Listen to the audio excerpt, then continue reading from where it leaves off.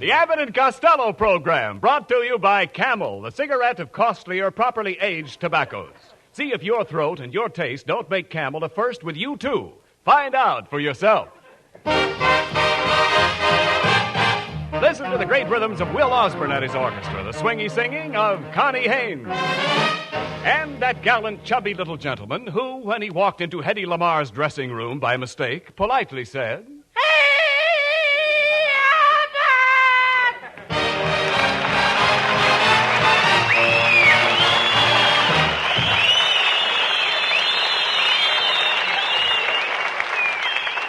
Hey, Costello, what are you so excited about? What's the matter with you? I don't know, Abbott. I'm all mixed up. In my room, I got a big picture of Lauren Bacall on the ceiling. Yes. And on my dresser, I got a picture of Rita Hayworth. On the walls, I got 2 pictures of Betty Grable. And under my pillow, I got a picture of Dorothy Lamour in her sarong. And I think I'm going nuts. Why? All night long, I keep dreaming of Gene Autry's horse. Look, talk sense, Costello. What were you doing in the courthouse this morning? Oh, I was there to see my Uncle Artie Stebbins get his divorce. Was it an interesting divorce trial? Oh, sure. The judge said, Mr. Stebbins, I'm granting you a divorce, and I'm going to give your wife $35 a week. And what did Artie say to that? He said, that's mighty nice of you, Judge. I'll try to slip her a buck every now and then myself.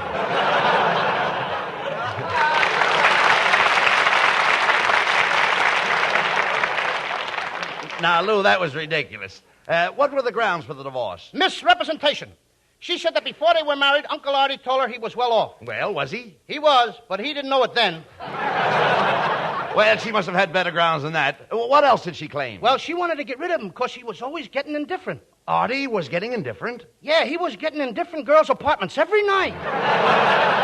Oh, stop that nonsense, please. I'm glad I went to the trial, though, Abbott. I found out what causes 100% of the divorce cases. So you know what causes all the divorces? Yep. What? Marriage. Oh.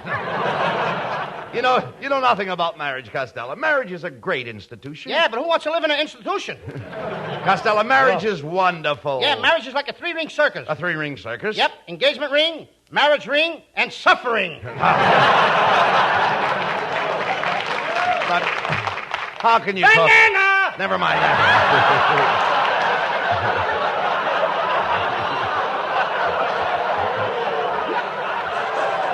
You know I'm lost already? All right.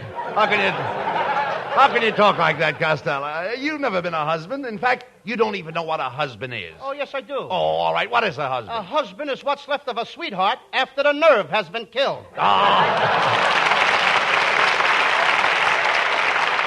Costello, you're a dope. But you don't have to worry about marriage. Very few women would marry you. Very few would be enough. Well, look, what happened to that girl you used to go with, Ruby Poolcue? I thought you two were engaged. We was, Abbott. You what? But I broke it off. I told her to keep the ring. You mean you were willing to lose an expensive diamond engagement ring? That's right. What's $1.50 to a man with a broken heart? Ruby went ahead and she married Stinky Rappaport. Stinky Rappaport? Stinky Rappaport. I gave them a beautiful set of silver. Table silver? No, pocket silver. 4 dimes and a quarter. Talk sense, Costello. Why don't you try to meet some nice girl and go steady? Oh, Abbott, I met one last night in the movies, and I took her out. She was an usher. Oh, you mean she's an usherette? What? Usherette. Yeah, she ate and she drank. She ate like a horse. She had a nose bag with her. All right, never mind that. You know, we had a wonderful time, Abbott. You did? Then I took her home and we sat in a parlor. Just the 2 of us. Oh, it must have been romantic. Romantic. We sat on the sofa and I read her a love story. Then suddenly she reached over and switched off the light. What did you do? I turned it on again. Who can read in the dark? Oh. What a guy. You're in the parlor with a beautiful girl and you read a book. Why'd you take her to a dance? Oh, I'm all through with dances. What do you Abbott. mean? I took Cleopatra to a dance last night. Last week. Cleopatra? Yep. You idiot. Cleopatra has been dead for 2,000 years. No wonder she couldn't rumba. Costello. Spelled backwards or something else. All right. Look, Costello, why don't you try to make a hit with that little girl my wife introduced to you? You know, Sweetheart? Odessa. Yeah, Sweetwater? Odessa Sweetwater. Sweetwater? Yeah. I had to give her up, Abbott. Why? Her father didn't like me. Her father wanted you to marry her. I said he didn't like me. Her father said he'd pay half your expenses if you got married. Yeah, but who's going to pay the other half? Costello, you're always thinking about money. When I got married, I was just a struggling young actor. Struggling, I will get out. Sometimes I get lost. Yes. You don't know where you are. Well, I was still struggling. Thank you. I know. And how you were struggling. I struggled. I know you struggled, but you didn't get away. Ah, no, Costello.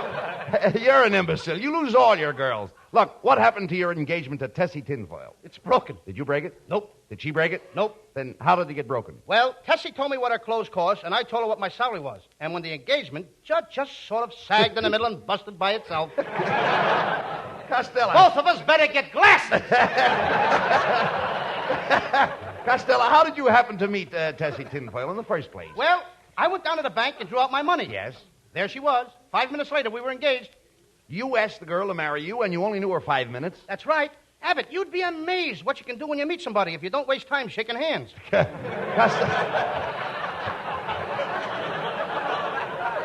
Costello, what became of Tessie Tinfoil? Oh, Tessie's an MP in the Navy. An MP in the Navy? What does she do? She keeps the wolves away from the waves. Costello, why aren't you more like your brother Pat? Now, there's a happily married man. Why, I heard Pat's wife say she couldn't wait to hear the patter of little feet around the house. Well, Abbott, for your information, it won't be long now. You mean? Yep. Pat's taken up tap dancing. Oh, Costello, you're hopeless. What's wrong with that? Now, wait a minute. You don't even know how to look at a girl. I don't. Hello? Yes, there is.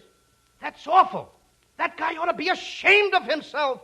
Oh, that's terrible. Goodbye. Who was that? The police department. They're after a peeping Tom who's been looking into the chorus girls' dressing rooms over at Earl Carroll's Theater from the roof of this building. Boy, I'd hate to be in that guy's shoes when them cops get through with him. Yep. I gotta go now, Abbott. See you later. Wait a minute. Where are you going? I'm gonna sell my binoculars. Get him out of here!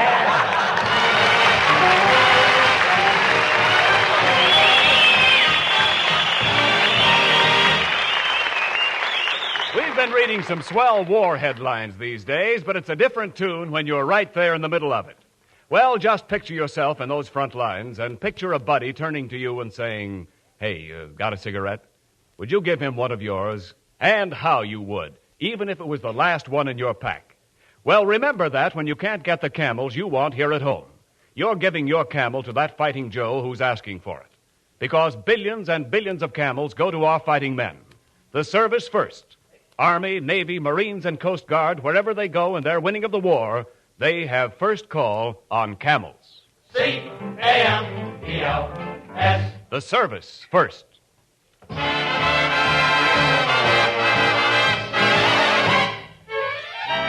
Camel presents Will Osborne now with an arrangement of a current favorite, Candy.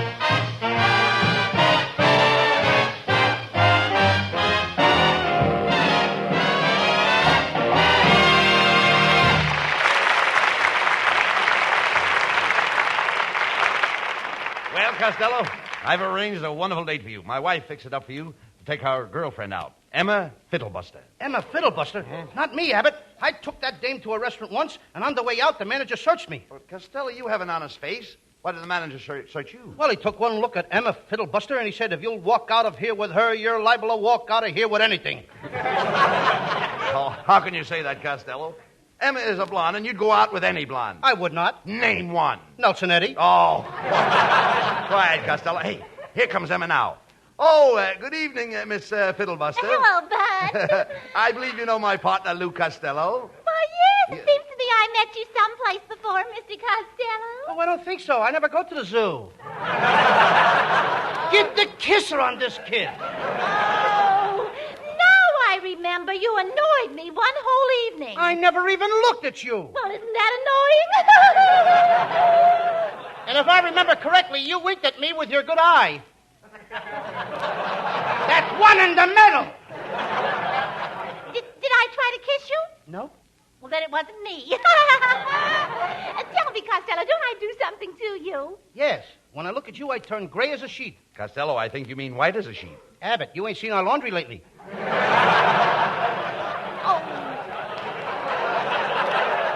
Costello, why don't you like me? I've been told that I'm beautiful. Why, Lana Turner and I are sisters under the skin. Well, crawl back under the skin and send out Lana, kid. Oh, let me out of here. Goodbye. Well, Costello, what do you think of Miss Fiddlebuster? Well, what do you think? I'll tell you what I think.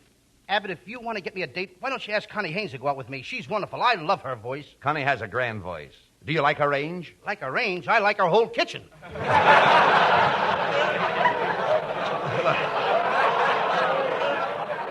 Well, look, I'll get you a date with Connie Haynes on one condition. You must promise not to kiss her, because if you kiss her, her mother will worry. Okay, Abbott, I won't kiss her. I'll let her kiss me. Let my mother worry. I mean, no wonder girls won't go out with you. Is that so? I know how to treat a girl, Abbott. First, I buy her flowers and candy. And then? Then I take her to a show, and then I take her to a cabaret. I spend $7 or $8. Then we walk along until we meet a sailor. And then what? Oh, I can always find my own way home. No. Well, Costello, I'm going to arrange for you to take Connie Haynes to a nightclub. But first, I must be sure you will conduct yourself like a gentleman. Come with me. Where are we going? I'm going to put you through a complete course of social etiquette at the Charm School. Come on, let's go. Well, here we are at the Charm School. What took us so long? Give us music, will you? Bump, bump. That's it. All right. And I'm out of breath. Come on, we're here just the same. Ah, welcome to my school, gentlemen. I'm Professor Melonhead. Gentlemen, I teach charm. Abbott, get me out of here. This guy couldn't charm a snake. Quiet, Costello. Young man, I'll have you know that I do teach charm. Why, with that head, you should be teaching billiards. Hand me a cue, Abbott, and I'll run snooker with his dome. No. Take it easy, Costello. Professor Melonhead is an expert at etiquette. I know he etiquette. You know what? I know he etiquette. You can see he etiquette. He's still got the tail on his upper lip. Now, you quiet, you obese buffoon. Hey. Continue. All right. My high forehead denotes intelligence, brains. My boy, that's where I shine. Well, why don't you take some of the shine off your head and put it on your shoes? From behind your skull looks like an empty parking lot. Costello, will you behave yourself? Now, tut, let me handle him, Mr. Abbott. I'll transform this boy into a perfect gentleman. Now, our first lesson here in charm is how to behave at home. Costello, what would you do when the butler enters the room? We ain't got no butler in my house. No butler? My dear boy, if you have no butler, how do you know when dinner is ready? When my mother takes the iron bars off the dining room door. Oh. And then you eat. Not until she opens up the vault door that gets you into the kitchen. And then you eat. Then we eat because I'm filled up. Go ahead, continue. All right, never mind that. Now, we'll say that you're already in the dining room. Now, what do you do with the crumbs at the table? Crumbs? Certainly. Don't you have crumbs at your table? Oh, yeah, Abbott comes once a week. Hey, you're welcome anytime. You can come. All right, never mind. We'll skip the crumbs, Costello. Now, let's say that you have on your plate a slice of roast beef with gravy, some pickled beets, and a lovely portion of beans. Now, which fork do you use? I don't use no fork. No fork? No, I just slip my lower lip under the plate and bank the beans off the pickled beets. Oh. That's fine. Now, we'll suppose, Costello, that you're in a very swanky continental bistro. Now, you walk in... Would you read that again, please? Oh, you're in a swanky continental bistro. Excuse me, continue. All right. You... Come on, you saunter up to the bar with savoir-faire and distingué. Now, how did I ever get mixed up with those characters? No. That's the way you walk. Now, you order a liqueur. The waiter walks up and slips you a poussé café. He wouldn't dare. He quiet. Now, suddenly, at the next table behind you, you see a beautiful girl. My assistant here will help us out by playing the part of the beautiful girl. This is Mademoiselle Zing Zing. Zing zing. Zing Zing. A zing zing zing zing zing zing zing zing. A zing zing zing zing zing zing zing zing zing. All right, quiet, Costello. Zing zing zing zing zing. That's the only line the guy's got. I've got to have a bouncer. Now be quiet. Now, Costello, after the girl walks up in a very soigné manner, you approach Mademoiselle Zing Zing, and in perfect French, you say, Pardonnez-moi, mademoiselle. Voulez-vous promenade du boulevard, rue Montmartre, Bois de Boulogne, et Champs-Élysées? I say that? Of course. And what does she say? She answers you in a lovely, melodious voice. Je vous ai, je vous aime, je vous adore. I'd like to meet you by the gas pipe. Allez, boum, poupou, petite marmite. Gee, that sounds swell. Petit mieux, poupou, petit premier. What does that mean? Hit the road, chump. The big guy is my husband. Now, just a minute, Melonhead. You've gone too far. What's the matter, Costello? Well, I mean, after all, Abbott, I didn't mind it when this melon guy forced me to walk into a stanky confidential biscuit. I didn't say nothing when he pushed me onto that Savoy ferry in a distinct way. I never said a word when he had the way to shove a pussycat's face in my hand.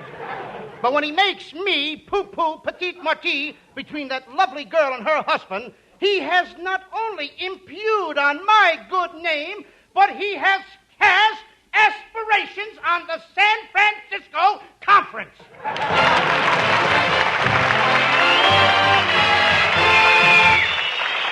There are many minerals the good earth yields, and the most precious of these is platinum.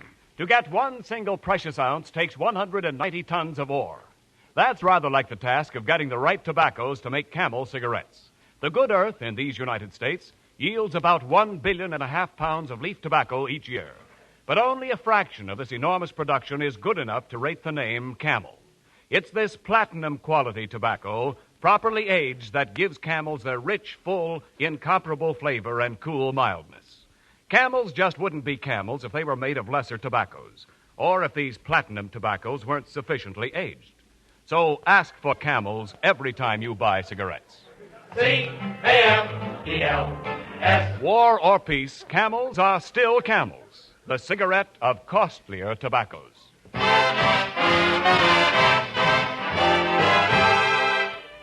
For Camel fans tonight, lovely Connie Haynes introduces a brand new song.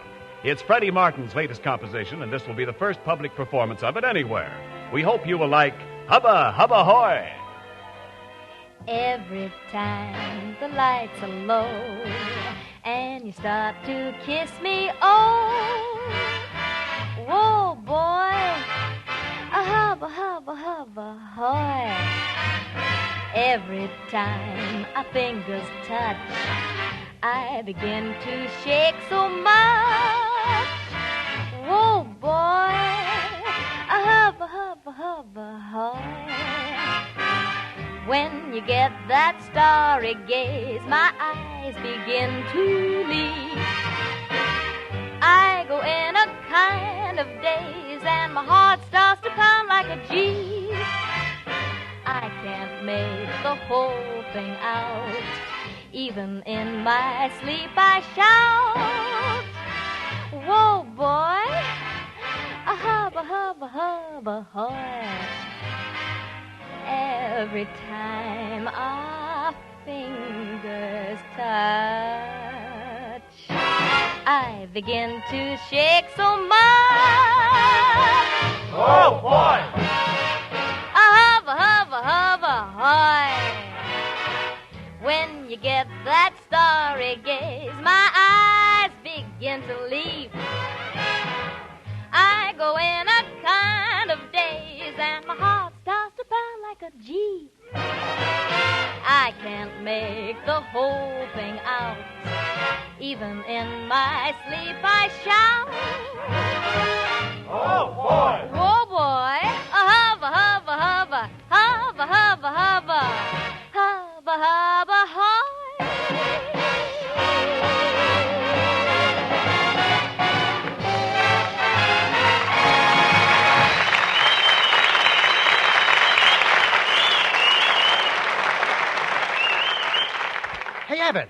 Well, what are we doing up here at this joint? Costello, I've made a date with Connie Haynes to meet us here. And this is not a joint. It's the Ritz, a very high-class nightclub. Hey, Abbott, this place is a fake. They got a sign over there over the bar that says, ladies served here. Well? Well, I went over to the bar and ordered a lady, and they threw me out. Oh. Costello, I've met a lot of morons in my time, but you're head and shoulders above all of them. Abbott, you must have met a bunch of short morons. No, never mind that. Did you bring plenty of money with you? Oh, yes, I did. I'm loaded, Abbott. Right here in my pocket, I got $4, all in singles. If I fold one over, it'll look like 5. Now, you mean to say that you left the house with $4? Yeah. Aren't you afraid to carry that kind of money around with you? Well, at first you get kind of a funny feeling. You imagine everybody's looking at you. But you get used to it. The big trick is not to try to look nervous. $4. I Come can on. tell you- Come on, sport. Let's go in, and don't forget to tip the doorman. Good evening, gentlemen. Allow me to open the door for you. Oh, thank you, Mac. Here's a dime tip for you. Costello, how can you stand there and face that doorman after giving him a dime? I'm waiting for my change. Oh. Come on. All right, Costello, there's the head waiter. Now, if you want a good table, close to the dance floor, you'll have to give him a big tip. Good evening, gentlemen. Would you like a table? Oh, yes, my good man. We're heavy spenders. Here's a nice tip for you. But this is a quarter. Didn't you make a mistake, sir? I guess I did. I thought it was a nickel. Give me that back. Here you are, 5 pennies. This is an insult. Why, the champion tightwad of Hollywood gave me 50 cents. Well, meet the new champion. Mr. Head Waiter, could you give us a nice ringside table? Oh, sure. Follow me.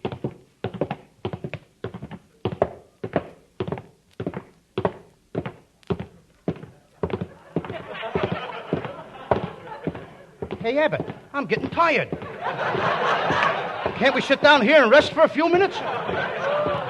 Not at that table. It's reserved.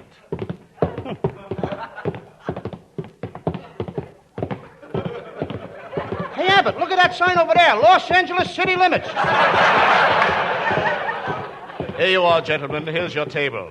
On a clear day, you can see Catalina. All right, Costello, you sit here, facing the dance floor. Okay, but I'm liable to catch cold with my back toward the ocean. Well, What was that? A Greyhound bus. I wondered why they had a white line running down the middle of the table. would you two mugs like to order some food? The roast beef is delicious. How much is it? It's $4 a portion, but it's lovely roast beef. It will make your mouth water. That's what we want. Roast beef? No, water. Happy New Year. Hey, fellas, do you mind if I sit at your table? Just a minute, partner. Where are you from? I'm from Chicago. Chicago. Chicago? Toledo. Well, why don't you take a train and go home? Well, I would, but my wife won't let me keep it in the house. Aha! There you are, you cheapskate. Oh, yeah, you can't talk to me like that. Oh, no? I'll take care of you.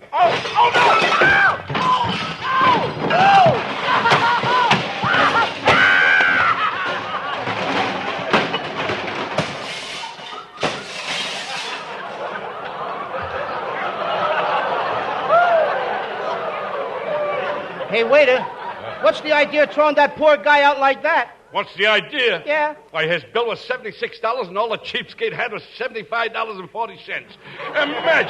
Imagine the nerve of him trying to get away with a thing like that. Yeah, he certainly got a lot of nerve trying to get away with that. Hey, yeah, but how much is our bill? I don't know. We haven't got it yet. Oh, I beg your pardon. Are you Lou Costello? That's me. Here's a telegram for you. Thanks. Hey, messenger girl, you forgot your motorcycle. Oh, so I did. She writes fast, don't she? Oh, boy. Hey, Abbott, here's a telegram. Look what it says. It's from Connie Haynes. What does she say? She says, Dear Mr. Costello, just arrived here at the club, and I'm on my way to your table. Expect to be there within the next hour or two. Hey, Abbott, we got to stop Connie. We can't let her come in a place like this. It would cost her a fortune. Well, here you are, gentlemen. I thought maybe you'd like to pay your check. How much is the check, Abbott? $83. $83. Mm-hmm. And I only got $4. And the other guy was only 60 cents short. Look what they did to him. Abbott, we got to do something quick. Costello, this is your party, and you'll have to get out of it the best way you can. I got an idea. You offer to pay the check, and I'll give you an argument. Okay, I get you. Come on. Costello, I'll pay the check. No, Abbott. I couldn't think of letting you pay the check. But I insist on paying the check. You were not going to pay this check, Abbott. I'm going to pay it myself. I wish you'd let me pay it. Well, somebody better pay it. Mr. Waiter, does it make any difference to you who pays the check? It don't make any difference to me. I don't care who pays the check. Okay, here, waiter, pay it yourself. Come on, Abbott. All right, Let's get out of here.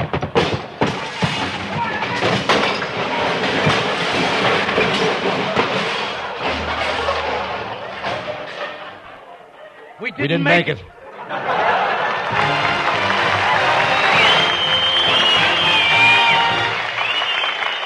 Abbott and Costello will be back for Camel cigarettes in just a moment.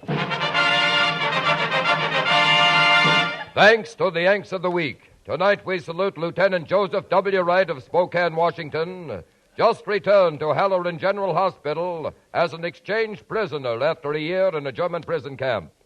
This bomber pilot wears the Distinguished Flying Cross with an oak leaf cluster, the Air Medal with 7 oak leaf clusters, and the Purple Heart. In your honor, Lieutenant Wright, the makers of Camels are sending to our fighters overseas 500,000 Camel cigarettes. Each of the 2 Camel radio shows honors the Yank of the Week by sending free 500,000 Camel cigarettes overseas, a total of 1 million Camels sent free each week. Camel broadcasts go out to the United States twice a week, are rebroadcast to practically every area in the world where our men are fighting, and in cooperation with a good neighbor policy also to Central and South America. Listen Monday to Bob Hawke in Thanks to the Yanks, and next Thursday to Abbott and Costello with their guests, the famous Andrews sisters. And now hear Bud and Lou with the final word. Well, Costello, the Andrews sisters are going to be our guests next week. Have you made any plans to entertain them? Oh, sure, Abbott. I thought I'd take them over to my house and cook up a batch of snoo. What's new? Nothing much. What's new with you? Oh, get them out of here. Good night, folks. Good night, everybody. Good night, Good night, everybody.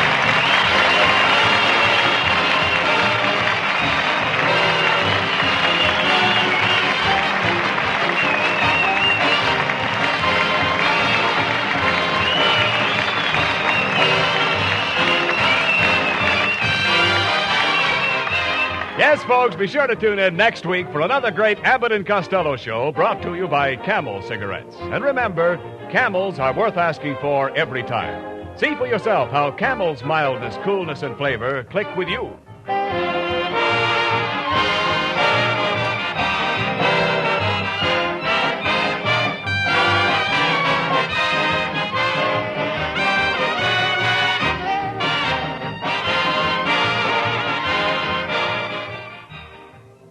Look, mister, don't put your pet pipe in the doghouse just because it bites. Give it a chance. Because maybe that loyal, old, trusty pipe isn't to blame at all. Maybe all it needs is a happy load of Prince Albert.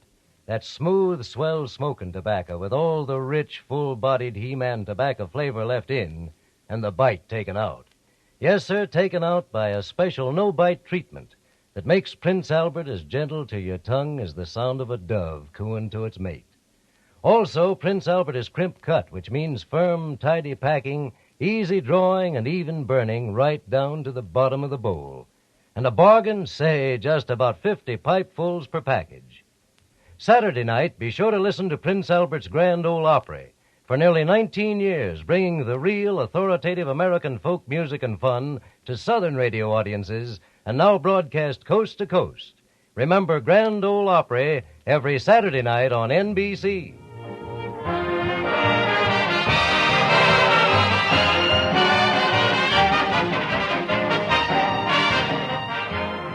The Abbott and Costello Show for Camel Cigarettes will be back at this very same time next week. Don't miss it. This is Ken Niles in Hollywood, wishing you all a pleasant good night. This is the National Broadcasting Company.